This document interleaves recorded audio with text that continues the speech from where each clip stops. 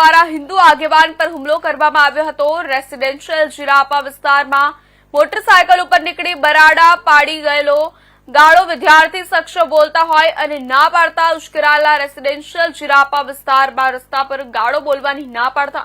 વિધર્મીઓ ઉશ્કેરાયા હતા અને ઉશ્કેરાઈને ગાળાગાળી કરીને ઝપાઝપી કરવા લાગતા આસપાસના લોકો દોડી આવતા વિધર્મીઓ નાસી છૂટ્યા અને હિન્દુ વિસ્તારમાં હિન્દુઓ ઉપર વિધર્મીઓ દ્વારા હુમલાના બનાવો વધતા હિન્દુ સમાજમાં રોષની લાગણી વ્યાપી અને ધારાસભ્ય મહેન્દ્ર પાડેલિયા તાત્કાલિક દોડી આવ્યા હતા। ધારાસભ્યએ પોલીસ તંત્રને કડકમાં કડક કાર્યવાહી કરવા સૂચના આપી હતી। ઉપલેટામાં આગામી સમયમાં રાતે 12 વાગ્યા પછી દુકાનો બંધ કરવામાં આવશે, જેથી અસામાજિક તત્વો બહાર ના નીકળે અને હિન્દુ આગેવાન પર હુમલો થતા મોટી સંખ્યામાં હિન્દુ સંગઠનો સાથે હિન્દુ સમાજના લોકો પોલીસ સ્ટેશન ખાતે એકઠા થયા હતા। આરોપીને કડકમાં કડક સજા થાય તેવી હિન્દુ સંગઠનો પોલીસ સ્ટેશન માંગ કરી હતી અને શહેરમાં કોઈ અનિચ્છનીય બનાવ ન બને તે માટે ચુસ્ત પોલીસ બંદોબસ્ત ગોઠવાયો હતો।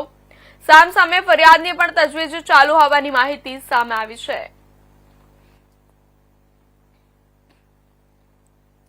ધારાસભ્ય ધોરાજી ઉપલેટા વિસ્તાર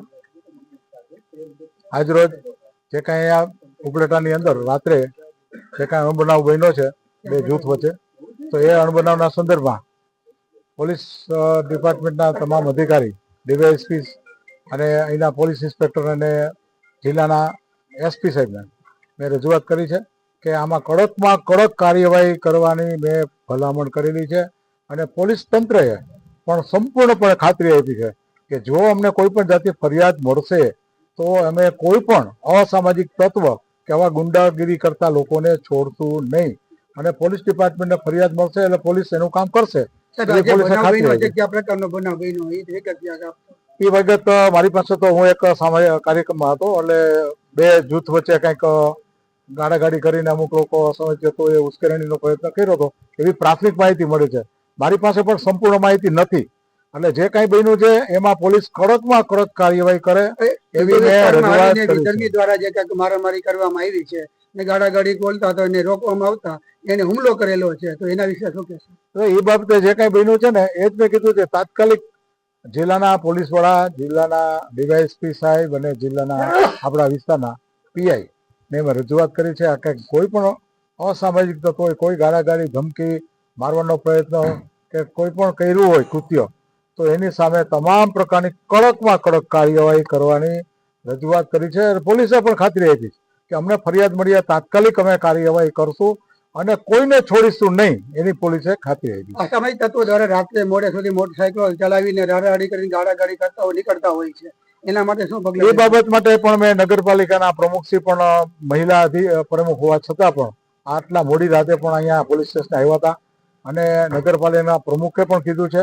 કે ત્યાં 12 વાગ્યા પછી સામાન્ય રીતે મોડી રાતે આ ટાઈપના અસામાજિક તત્વોને વધારે ફૂલે ફાલતા હોય છે, તો એક વખત એને એક જાતનો એની ઉપર એને ડિસ્કરેજ કરવા માટે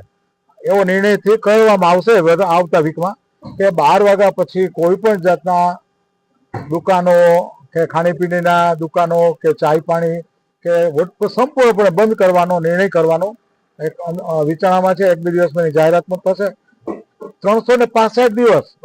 કોઈ પણ જાતનું 12 વાગ્યા પછી કોઈ પણ જાતની દુકાનો ખોલી શકાશે નહીં, જેથી કરીને આ પ્રકારના અસામાજિક તત્વોને કોઈ પણ જાતનું પ્રોત્સાહન મળે નહીં અને એ કોઈ પણ જગ્યાએ આ ટાઈપના ભેગા થઈ અને આવી કોઈ પ્રવૃત્તિ કરે અથવા કરવા માટેનું આયોજન ન કરી શકે એના માટે આ એક પહેલો નિર્ણય તો કર્યો છે અને નગરપાલિકા પણ આ દિશામાં 2 દિવસમાં આ નિર્ણય જાહેર કરશે। બેફામ સાહેબ વાહનો ચલાવે છે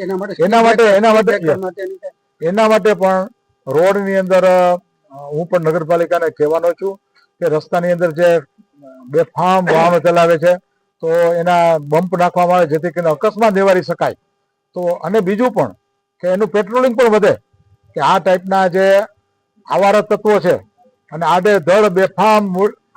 એકદમ 80-90-100 ની સિટીની અંદર નીકળે છે અને અકસ્માત કરે છે અથવા તો કોઈને છેડતી કરે છે, તો એક પણ બનાવ ન બને એના માટે પોલીસ પણ પેટ્રોલિંગ વધે અને એના માટે સ્પીડ બ્રેકર પણ થાય, જ્યાં જરૂર રહેશે ત્યાંનું ઇન્સ્પેક્શન થશે।